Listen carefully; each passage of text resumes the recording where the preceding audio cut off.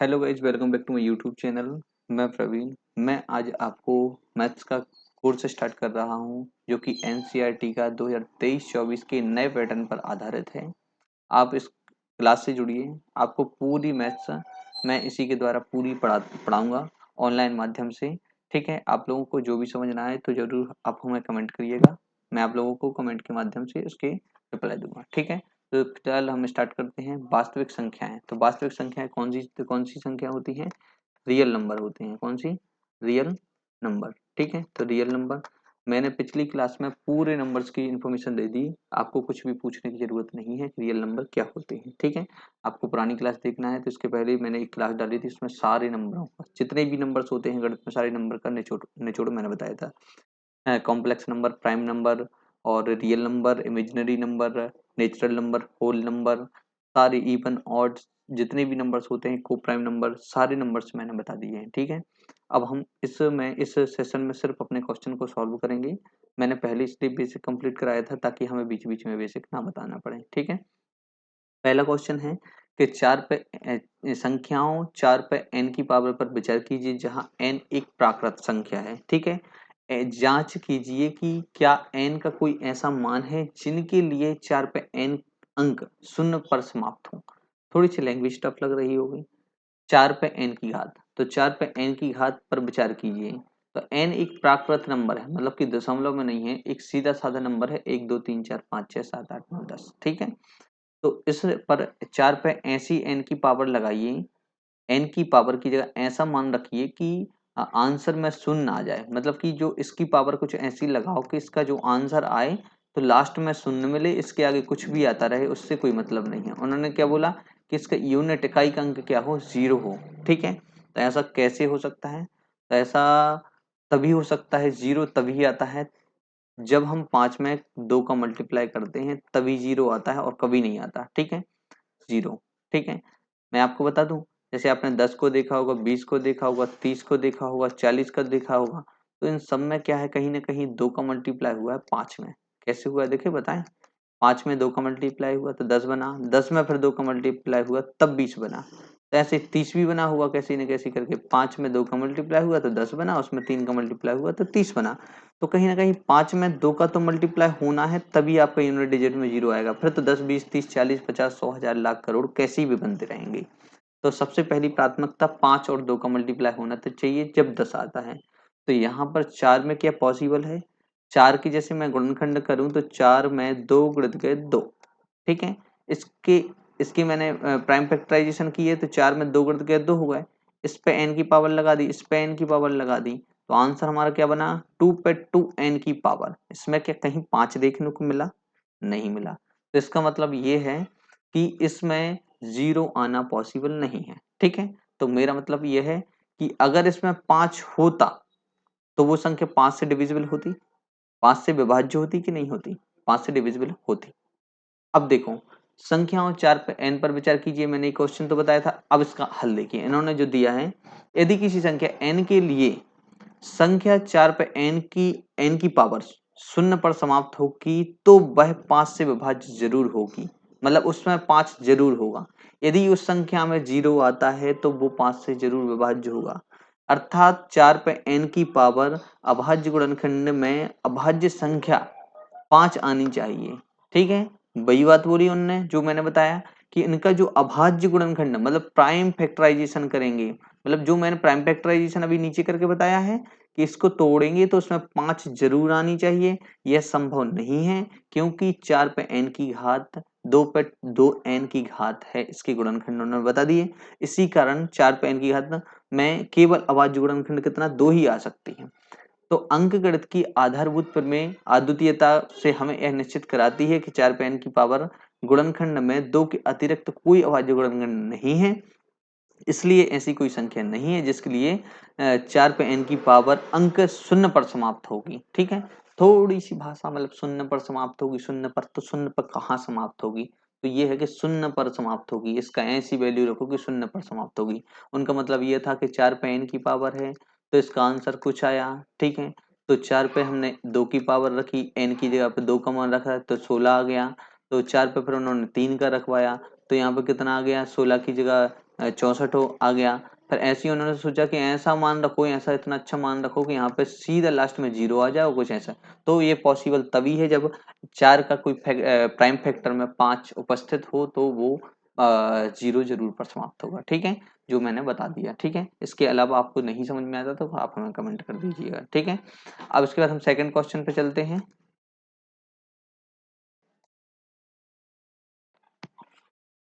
देखिए उदाहरण number second पे आते हैं। तो इन्होंने बोला एलसीएम और एचसीएफ, एलसीएम और एचसीएफ के बारे में बोला है। तो सेकंड क्वेश्चन जब हम पढ़ते हैं, संख्याओं 6 और 20 के अभाज्य गुणनखंड विधि से एचसीएफ और एलसीएम ज्ञात कीजिए। ठीक है, तो एचसीएफ और एलसीएम ज्ञात कीजिए उन्होंने ये बोला है। तो थोड़ा सा हम अलग से जाते हैं। ठीक है, क्या बोला, एलसीएम बताना है और एचसीएफ बताना है। ठीक है, दो चीजें बताना है, किसका, 6 और 20 का। ठीक है, तो 6 और 20 का एलसीएम और एचसीएफ दोनों चीजें बतानी। ठीक है, तो सबसे पहले 6 को लिखा हमने और 20 को लिखा। ठीक है, तो 6 की हमें प्राइम फैक्टराइजेशन करना है। तो देखो बचपन में तो बहुत पढ़ाते थे, थोड़ा आपको स्पीड में कैसे आना चाहिए। 6 किस टेबल में आता है आप सोचो, 2 की टेबल में आता है, 2 एकम 2 और 2 3 6 आया। तो हमें 2 पे 1 की पावर मिली और 3 पे 1 की पावर मिली, बस इतना ही हुआ। 6 का सीधा प्राइम फैक्टराइजेशन कर लिया हमने दिमाग से। अब 20 कहाँ आता है, या तो 4 की टेबल में आएगा, तो या तो 5 की टेबल में आएगा। तो 4 की टेबल से आप याद करो, 4 पंचे 20 और 4 पंचे 20, 4 और 5 इन दोनों को गुणा होना है तो 20 आना चाहिए। मगर 4 के भी हम दो टुकड़े करेंगे तो क्या करेंगे, 2 गुणित गए 2 तो कितना हो गया, 4 गुणित गए 5, तो 4 पंचे 20। तो 2 पर हमें 2 की पावर मिली और 5 पर हमें 1 की पावर मिली, ये दोनों बातें मिली। तो सबसे पहले हमने प्राइम फैक्टर कर लिया जो उन्होंने बोला, बिल्कुल वैसे ही। तो 6 और 20 के अभाज्य गुणनखंड विधि से एचसीएफ और एलसीएम ज्ञात कीजिए। तो हमने दो प्राइम फैक्टर किए, तो ये हमारे गुणनखंड निकल के आ गए। ठीक है, जैसा कि आप पिछली कक्षा में पढ़ चुके हैं, एचसीएफ 6 20 का 2 है तथा एलसीएम इसका 60 है, ज्ञात कर सकते हैं। ठीक है, तो ऐसे उन्होंने बताया। ध्यान दीजिए कि एच सी एफ 2 है और 2 है, तो ध्यान एच सी एफ कैसे 2 आया, तो वो हम आपको बताते हैं। तो एच सी एफ में क्या है, एच सी एफ 2 आया। जो देखो उनकी जो मेथड कहती है, तो मेथड ये कहती है कि उभयनिष्ठ, एच सी एफ की बात कर रहे हैं। ठीक है, उभयनिष्ठ गुणनखंड सबसे छोटी घात का गुणनफल। तो उभयनिष्ठ गुणनखंड में सबसे छोटी घात, तो उभयनिष्ठ गुणनखंड है जो, तो कौन कौन से हैं, यहाँ पे 2 है। ठीक है, यहाँ पे क्या है कि यहाँ पे जो है 2 है, तो 2 में कौन सी सबसे बड़ी पावर कौन सी है, एक तो ये है 2, 2 की घात है और 2 पे 1 की घात है। तो हमें एचसीएफ अगर निकालना है, क्या निकालना है, सबसे पहले एचसीएफ निकालना है। ठीक है, तो एचसीएफ कैसे निकलेगा, तो एचसीएफ होगा इन दोनों में जो कॉमन हो, कॉमन कौन सा है, 2 है कॉमन, और कौन सी छोटी से छोटी पावर कौन सी है, 2 की पावर है, तो 2 पे 1 की घात है, तो बस इसका एचसीएफ ये होगा। ठीक है, अगर एलसीएम की बात करें तो एलसीएम क्या होगा, इसमें क्या देखना है, हाईएस्ट पावर। तो हाईएस्ट पावर कौन सी, एलसीएम है, एलसीएम की बात करें। ठीक है, तो एलसीएम में सबसे बड़ी 2 पे 2 की पावर है। ठीक है, और 3 पे क्या, 3 1 से बड़ी कोई पावर है नहीं है, तो 3 पे क्या हुई, 1 की पावर हो जाती है। और उसके बाद फिर कितना हो गया, 5 अकेला, तो 5 पे क्या 1 की पावर है, तो सिर्फ 5 पे 1 की पावर ले ली। इनको हमने मल्टीप्लाई किया तो 2 दूनी 4, तिया 12 पंची 60, तो हमारा आंसर कितना आ गया, 60 आ गया। उन्होंने बोला कि इसका आंसर क्या हो रहा है, इसका आंसर देखो यहाँ पे बोला है, तो यहाँ पे 2 हो रहा है और ये हो रहा है 60 हो रहा है। ठीक है, तो ये आपको याद रहेगा। तो हमें ये पूरा एग्जाम्पल थोड़ा हम अच्छे से पढ़ लेते हैं तो और अच्छे से हमारा सब क्लियर हो जाएगा। सबसे पहले पिछली कक्षाओं में हम कर चुके हैं, आप एच सी एफ 6 और 20 का कितना होगा, 2 होगा, और एलसीएम 6 और 20 का कितना होगा, 60 होगा, ज्ञात कर सकते हैं। ध्यान दीजिए कि एच सी एफ 6 20 2 पे 1 की पावर तथा संख्याओं में प्रत्येक उभयनिष्ठ अभाज्य गुणनखंड की सबसे छोटी घात का गुणनफल। ठीक है, तो एचसीएफ क्या होता है कि उभयनिष्ठ अभाज्य गुणनखंड में सबसे छोटी घात, तो उभयनिष्ठ गुणनखंड में सबसे छोटी घात हमने एचसीएफ में क्या करना, छोटी घात याद रखना है, और एलसीएम में क्या रखना है, अभाज्य गुणनखंड की सबसे बड़ी घात याद रखना है। तो देखो उन्होंने क्या बोला, अभाज्य 6 और 20 के गुणनखंड हमने जब किए तो ये हो गए, प्राइम फैक्टराइजेशन ये है, और उसके संख्याओं में संबद्ध प्रत्येक अभाज्य गुणनखंड की सबसे बड़ी घात का गुणनफल, सबसे बड़ी घात का गुणनफल। तो सबसे बड़ी घात कौन कौन है, ये है। तो सब में से मतलब प्रत्येक अभाज्य गुणनखंड की, प्रत्येक अभाज्य गुणनखंड की, समझो बात को, इन्होंने क्या बोला, उभयनिष्ठ अभाज्य गुणनखंड, और इसमें क्या बोला कि प्रत्येक अभाज्य गुणनखंड की सबसे बड़ी घात, प्रत्येक अभाज्य गुणनखंड की सबसे बड़ी घात, समझे? तो प्रत्येक मतलब कि हर एक पद में अभाज्य गुणनखंड की सबसे बड़ी घात, छोटी वाली घातों को छोड़ दो, जैसे 2 पे 1 की घात थी तो छोड़ दिया था, ठीक है, 2 पे बड़ी घात 2 की थी तो ले लिया, 3 पे 1 घात थी तो वो भी ले लिया, 5 पे 1 घात थी तो वो भी ले लिया, ठीक है। तो आपको ये याद रखना है, तो वैसे हमारा आंसर भी आ जाएगा। अभी हम एक उदाहरण के जरिए सिर्फ सीख रहे हैं, जब हमारे क्वेश्चन सॉल्व होंगे तो हम उस तरीके से करेंगे और बार बार प्रैक्टिस करेंगे तो हमें वैसे ही याद हो जाएगा। तो उपरोक्त उदाहरण से ये हमने देख लिया कि HCF 6 और 20, एक बात ये हो गई 6 और 20, ठीक है। इसका HCF कितना 2 आया था आंसर, और LCM कितना आया था हमारा, इसका LCM कितना आया था हमारा बताओ, इसका LCM 60 आया था, ठीक है। तो इसका आंसर कितना, HCF 2 आया, LCM कितना आया 60 आया, LCM कितना आया था 2 ही आया था ना, HCF देखो यहाँ पर 2 ही आया था, हाँ। और LCM कितना हो गया हमारा, LCM कितना आएगा 60 आया, ठीक है। इन दोनों का मल्टीप्लाई, देखो उन्होंने यही बात तो बोली कि इसका LCM 2 और इनका इसका इसका HCF 2 और इसका LCM 60, इन दोनों का मल्टीप्लाई करेंगे तो कितना 120 आना चाहिए। तो देखो यहाँ पे ये वाले तो हमारे मेन नंबर हैं जो दिए थे उन्होंने, तो ये दोनों मेन नंबर का मल्टीप्लाई करेंगे तो देखो 120, मतलब बराबर का निशान सही काम कर रहा है, इस तरफ भी उतना ही आंसर है, इस तरफ भी उतना ही आंसर आ रहा है, ठीक है। वास्तव में अंकगणित के आधारभूत प्रमेय का प्रयोग करके हम इसकी जांच कर सकते हैं कि किन्हीं दो धनात्मक पूर्णांकों a और b के लिए HCF और LCM का गुणनफल a और b के परिणाम का प्रयोग से हम दो धनात्मक पूर्णांकों का LCM ज्ञात कर सकते हैं यदि हमने उनका HCF पहले ही ज्ञात कर लिया। सुनो, इन्होंने क्या किया है, इन्होंने ये सिखाने की कोशिश की है हमारे लिए कि जैसे हमारे नंबर जो थे, हमारे नंबर कौन कौन से थे, हमारे 6 और 20 थे, ठीक है। तो हम क्वेश्चन बनाते हैं, ठीक है। तो हमारे नंबर जो थे, नंबर, ठीक है, मेन जो नंबर जो संख्याएं दी हैं वो कितनी दी हैं 6 और 20, ठीक है। इन दो नंबर के हमारे लिए एक मिला LCM, ठीक है, और दूसरा मिला क्या HCF, ठीक है। तो HCF और LCM, तो इनका LCM कितना हुआ 60 हुआ, और HCF इसका कितना हुआ, इसका HCF जो हमने बोला था कितना होगा 2, क्योंकि दोनों में कॉमन क्या है 2 ही है, बस एक नंबर और कोई नहीं है, ठीक है। तो ये दोनों हो गया। अब इसमें 60 और 2 है तो ये दोनों हो गए, ठीक है, क्लियर। अब उन्होंने जो आधारभूत प्रमेय की बात कर रहे हैं तो उन्होंने ये बोला है कि कोई नंबर, जैसे हम इसको इमेजिन कर सकते हैं, पहला नंबर A हो गया और दूसरा नंबर क्या हो गया B हो गया, ठीक है। और इसका LCM को हम LCM ही बोलेंगे और HCF को HCF ही बोलेंगे, ठीक है। तो इससे क्या बनेगा, देखो पहला नंबर A हो गया, दूसरा नंबर B हो गया, इन दोनों का मल्टीप्लाई करेंगे तो LCM और HCF का मल्टीप्लाई करेंगे तो ये दोनों बराबर होंगे। अब वो कैसे होंगे, 6 गुणित के 20 हो गया अपना, ठीक है। इनका LCM कितना हो गया 6, 60 गुणित के कितना हो गया 2 हो गया। इन दोनों का इसका मल्टीप्लाई किया तो 120 आया, इसका मल्टीप्लाई किया तो कितना हो गया 120 आया। तो आपको पता चल गया कि ये दोनों बराबर होते हैं, मतलब कि ये हो गया प्रूफ, ठीक है।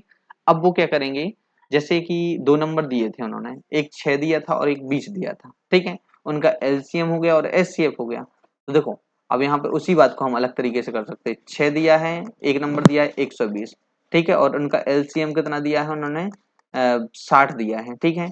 अब उन्होंने पूछा HCF पूछ लिया, HCF हमें पता नहीं, उसको निकालना है, ठीक है। छोटे नंबर में तो हम तुरंत निकाल देंगे, जब बड़े बड़े नंबर देंगे तो हम उनको कैसे सॉल्व करेंगे, इस तरीके से सॉल्व करेंगे, वो भी हम बताते हैं, ठीक है। तो हमें पता है कि पहला नंबर A हो गया, उन दोनों का मल्टीप्लाई करेंगे, पहला नंबर और दूसरा नंबर, ठीक है, और LCM और HCF का मल्टीप्लाई करेंगे तो हमारा आंसर मिल जाएगा। तो इसमें से हमें 3 वैल्यू दी है, एक दिया है उन्होंने 6 और दूसरा दिया है क्या 20 दिया है, ठीक है। और एक दिया है LCM की बात करें तो LCM 60 हो गया और HCF कितना हो गया, HCF पता नहीं तो हमने HCF ही लिखा रहने दिया वहां पे, ठीक है। तो इन दोनों को हमने जब मल्टीप्लाई किया तो कितना हो गया हमारा 120 आ गया, इस तरफ हमारा 60 मल्टीप्लाई कितना हो गया HCF हो गया, ठीक है।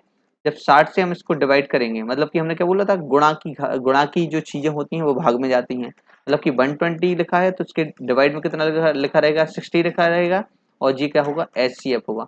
इन दोनों को जब हम काटेंगे कितना आ जाएगा 2 आएगा आंसर। तो HCF हमारा कितना आ रहा है 2 आ रहा आंसर कि नहीं आ रहा, आ रहा है। तो HCF है कितना 2 ही है। तो आपको ये बहुत अच्छी समझ में आ गया होगा, ठीक है। थोड़ी सी मैंने स्पीड इसलिए ली क्योंकि ये बात सिर्फ समझानी थी आपको, ये कोई क्वेश्चन अलग से नहीं था। ठीक है, तो आपको कौन सा उदाहरण नंबर 2 अच्छे से समझ में आ गया होगा। ठीक है, अब उदाहरण नंबर हम 3 पर चलते हैं। देखो ये है उदाहरण नंबर 3। उदाहरण नंबर 3 में अभाज्य गुणनखंड विधि द्वारा 96 और 404 का एचसीएफ ज्ञात कीजिए। उन्होंने ये बोला है गुणनखंड विधि द्वारा इनका क्या करना है आपको, एचसीएफ ज्ञात कीजिए और फिर इनका एलसीएम भी ज्ञात कीजिए, दोनों बातें बोली हैं। ठीक है, तो हमें 96 का अभाज्य गुणनखंड करना है। तो 96 का अभाज्य गुणनखंड करने का तरीका क्या है, हमारे दिमाग में रहना चाहिए। 96 कब आता है, 16 सिंह 96, तो 16 की पहाड़ी में आता है। तो 16 में फिर हम 4 4 में भी तोड़ सकते हैं, 16 को फिर 2 2 में भी तोड़ सकते हैं। तो देखो 16 के लिए पहले 4 4 में तोड़ेंगे, तो 2 गुणित के 2 तो कितना 4 बना, फिर 2 गुणित के 2 कितना बना 4 बना। तो 4 और 4 का गुणा करेंगे तो 16, और 16 छिंग 96 मतलब कि अब 6 में मल्टीप्लाई करना है, तो 6 को भी हम कैसे तोड़ सकते हैं, 2 गुणित के 3, तो 6 में टूटा कि नहीं टूटा, तो ये आपको पता रहना चाहिए। अब इसके बाद हम आते हैं 404। 404 को हम कैसे तोड़ेंगे, देखो इन्होंने ये पूरा इन्होंने फिर बाद में लास्ट में लिख दिया कि 2 पे 5 की पावर गुणित के 3, ये आपको समझ में आ गया होगा। ठीक है, फिर उसके बाद इन्होंने क्या बोला कि 404 लिखा है जैसे। ठीक है, तो 404 के हमें क्या करना है, प्राइम फैक्टराइजेशन करना है। तो प्राइम फैक्टराइजेशन कैसे करेंगे, 4 को कैसे तोड़ेंगे, सबसे पहले तो हमने इसको तोड़ दिया कैसे, 4 से डिवाइड करेंगे तो 101 का गुणांक कितना होगा, 4 में होगा, तो हो गया कि नहीं हो गया। तो इसको हम ऐसे भी तो लिख सकते हैं कि 101 गुणित गए 2 पे 2 की घात, ऐसे लिख सकते हैं। ठीक है, अब हमें सीधा सीधा हमें क्या निकालना है, एचसीएफ निकालना है। तो एचसीएफ में हमने बताया था कि मिनिमम पावर लेना है, पिछले पिछले क्वेश्चन में हमने पढ़ा है मिनिमम पावर लेना है जो दोनों में कॉमन हो। तो दोनों में कॉमन 2 है, और 2 की मिनिमम पावर कितनी है, 2 है, 5 तो नहीं है। मिनिमम यानी छोटी पावर, तो 2 पे 2 की पावर सबसे छोटी पावर है, तो इसका एचसीएफ होगा जो, तो एचसीएफ क्या होगा, एचसीएफ होगा 2 पर कितने की पावर है, 2 की पावर है, मतलब कि हमारा एचसीएफ कितना हो गया, 4 हो गया। ठीक है, तो हम इतनी बात आ गई समझ में। तो हम फिर से लिखते हैं उसी बात को। पहला नंबर हमारा 96 था, पहला नंबर हो गया। ठीक है, और दूसरा नंबर हमारा क्या था, 404 था। ठीक है, 404 था। फिर हमने इसका एच सी एफ निकाला, तो एच सी एफ हमारा कितना आ गया, एच सी एफ हमारा आ गया कितना, 4 आ गया। ठीक है, क्योंकि 4 दोनों में कॉमन है। अब इसके बाद हम इसको देखेंगे, कैसे देखेंगे, देखो, और इसके आगे आपको दिमाग में आ रहा होगा 101 का क्यों नहीं किया प्राइम फैक्टराइजेशन, आप बताओ कि 101 किस टेबल में आता है, एक प्राइम नंबर है भैया, सोचो आप, 101 किसी टेबल में भी नहीं आता। ठीक है, अब इसके बाद यहाँ पे आओ, तो देखो हमने क्या बोला था कि पहला नंबर और दूसरा नंबर, इन दोनों नंबर की आप मल्टीप्लाई करोगे तो वो एलसीएम और एचसीएफ के मल्टीप्लाई के बराबर होगा। ठीक है, तो इन दोनों का जैसे हम मल्टीप्लाई करेंगे, पहला 96 हो गया और दूसरा कितना हो गया, 404 हो गया। अब इसके बाद हमें क्या निकालना, एचसीएफ, तो एचसीएफ हमारा कितना हो गया, 4 हो गया, और एलसीएम कितना है, ये है। ठीक है, इतना ही है। अब इस 4 को हम इससे डिवाइड कर देंगे, तो 96 तो लिखा ही था, इसका इससे 4 से डिवाइड करेंगे तो कितना हो गया, 1 से 1 हो गया, ज्यादा स्पीड तो नहीं लगी। क्यों होगा, क्योंकि ये मल्टीप्लाई में था, पक्षांतर में डिवाइड में पहुंचता है कि नहीं पहुंचता, हम पहले पढ़ा चुके हैं पूरा बेसिक में। ठीक है, कि जो मल्टीप्लाई वाली चीज डिवाइड में कैसे पहुंचती है, तो बस बराबर में कितना है, एलसीएम। ना समझ में आया हो फिर से बता देता हूँ। ठीक है, जैसे 96 से लिखा है, इसका मल्टीप्लाई हमें 404 में करना है, और उसके बाद हमारे सामने क्या एलसीएम लिखा है, और एलसीएम वाली जो मल्टीप्लाई वाली चीज है वो डिवाइड में पहुंचेगी 4 की नहीं, इस 4 से ये 101 बार कटेगा कि नहीं कटेगा, समझे बात को कि नहीं समझे। ठीक है, अब इसके बाद इसका इसमें मल्टीप्लाई करना है, तो 96 और 96 होगा मल्टीप्लाई, मल्टीप्लाई आप खुद सोचो कि कैसे हमने इतनी जल्दी कर दिया, कुछ नहीं है तरीका। आप देखो 96 का 1 में करोगे सीधा सीधा, जब 0 होता है तो कोई पावर नहीं जाती, फिर इसके बाद 96 में सीधा कर दिया, तो ये आ गया आंसर। आप करके देख लेना कभी अकेले में, देखो करके बताएं। देखो ए बी का हमने मल्टीप्लाई 101 में किया, तो देखो ए बी का किया, तो ए बी का एक बार करेंगे तो कितना आ जाएगा, ए बी आ जाएगा।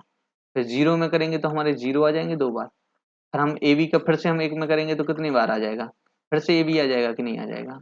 हो तो वही रहा है ना, कि ए यहाँ पे आ गया, बी यहाँ पे आ गया, फिर ए बी आ गया यहाँ पे, इनको जोड़ा तो हो तो वही रहा है, मतलब बार बार रिपीट हो रहे हैं। यदि 101 लिखा है तो वो डबल बार रिपीट हो जाती है, आपको याद रखना है। ठीक है, तो इतना तो आपको समझ में आ गया जो मैं आपको बता रहा हूँ कि ये सब कैसे उसका आंसर आ रहा है। ठीक है, तो ऐसे ही उन्होंने उस एग्जाम्पल में पूरा करके बताया है। ठीक है, देखो यहाँ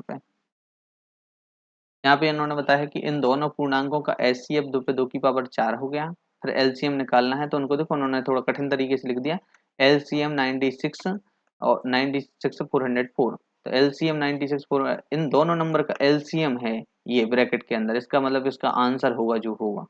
ठीक है, जो आ रहा है 96 96, तो एलसीएम हो रहा है। फिर पहला नंबर लिखा उन्होंने, फिर दूसरा नंबर लिखा, और किससे, एचसीएफ से डिवाइड किया, मतलब 4 से डिवाइड किया, वही किया जो हमने अभी कर रहे थे। ठीक है, जिससे आंसर 96 आ गया। ना आया हो समझ में तो बताओ। इसको इस तरीके से लिखने का भी तरीका मैं बता देता हूँ। देखो हमारे लिए क्या नंबर दिए थे उन्होंने, हमें निकालना है एलसीएम, किसका निकालना है, 96 का और 404 का, ऐसे ही बोला ना। तो इसको निकालने के लिए हम पहला पद लिखेंगे। पहला पद मतलब कि हमारा 96 था, और दूसरा पद कौन सा था, 404 था। ठीक है, नीचे हमें क्या लिखना है, H C F of 96 and 404, इन दोनों को लिखना है कि नहीं लिखना है। ठीक है, इन दोनों को हम लिख देंगे।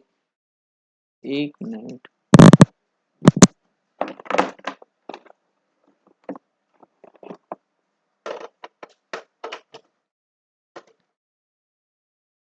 ठीक है, तो यहाँ कितना हो गया, 404, ये दोनों हो चुके।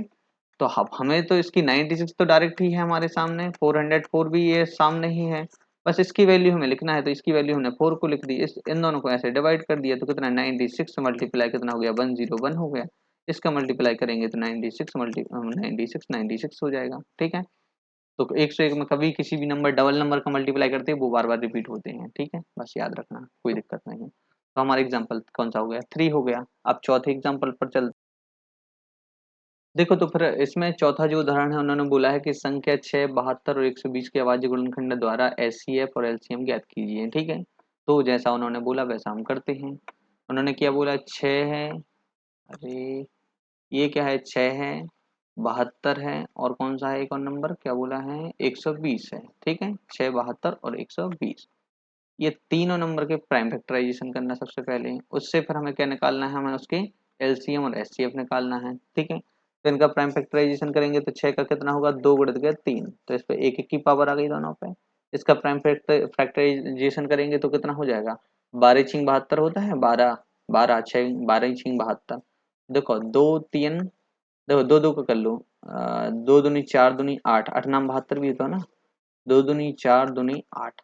ठीक है, 8 हो गया, और नाम 72 मतलब कि 9, 9 कितना होगा, 3 का मल्टीप्लाई 3 में करेंगे, तो 8 नाम 72 हो गया। 120 का कितना होगा, तो 120 का दो, दो गुणित गए दो, दो दूनी 4 दूनी 8। ठीक है, 8 दूनी 16, 16 दूनी 32, 32 का आएगा 32, 16 दूनी 32, 16, ऐसा कर सकते, देखो ऐसा कर सकते। 12 किस में आता है, 4 तिया 12 में आता है, तो 2 गुणित गए 2, कितना हो गया, 4, 4 में 3 का मल्टीप्लाई करेंगे तो 12 आएगा।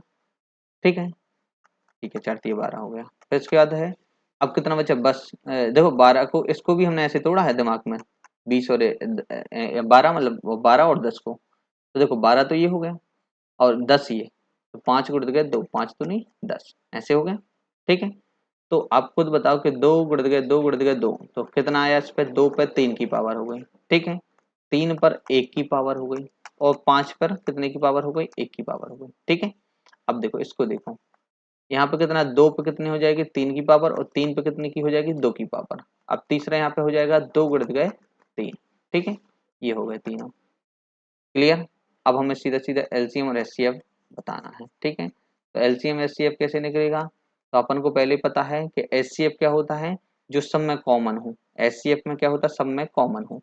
तो 2, 2 और 2, तो 2 सब में कॉमन है, तो 2 की जो मिनिमम पावर होगी हमें एचसीएफ निकालना है भाई।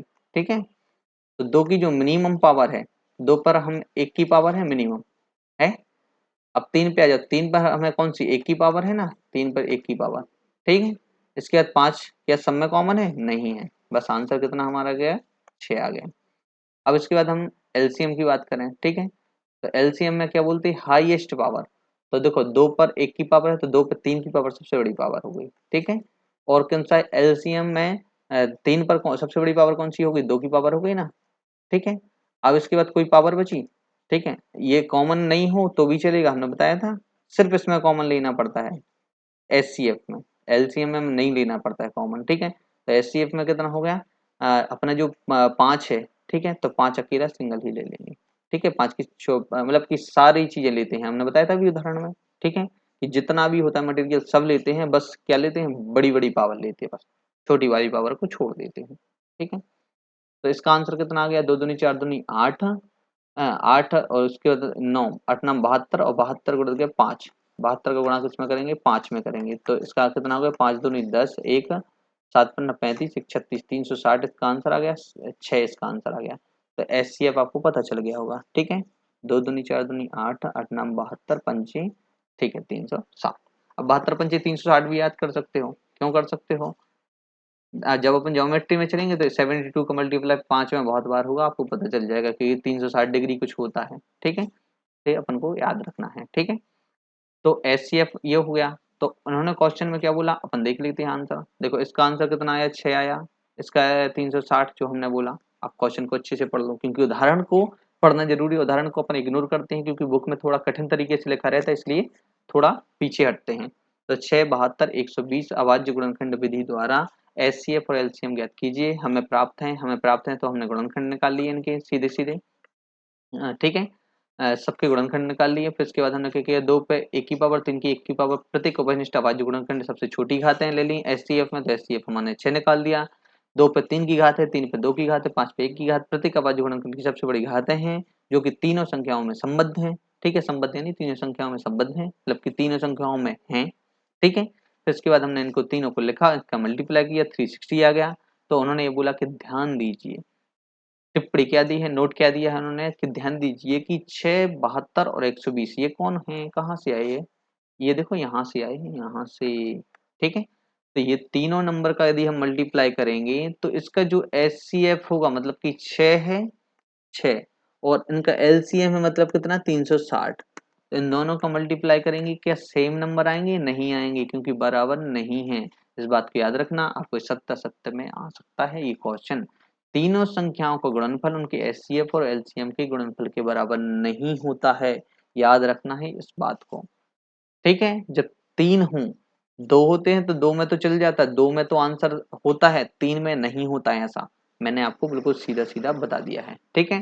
तो आपको ये क्लास, ये पूरा सेशन काफी अच्छे से समझ में आया होगा। आपको हमारा इस सेशन अच्छे पसंद आ रहे हैं तो हमारे इन सेशन को लाइक करें, चैनल को सब्सक्राइब करें, ठीक है, और बने रहिएगा। मैं भी नेक्स्ट वीडियो जल्दी ही लेकर आऊंगा, कल भी ला सकता, परसों भी ला सकता, कभी भी, एक दो दिन के अंदर से आएंगे। जैसे ही मटेरियल तैयार होता है आप लोगों के लिए तुरंत उसकी क्लास आ जाएगी, आप सारी क्लासेस इसी पर पढ़ सकते हैं, ठीक है। Thank you.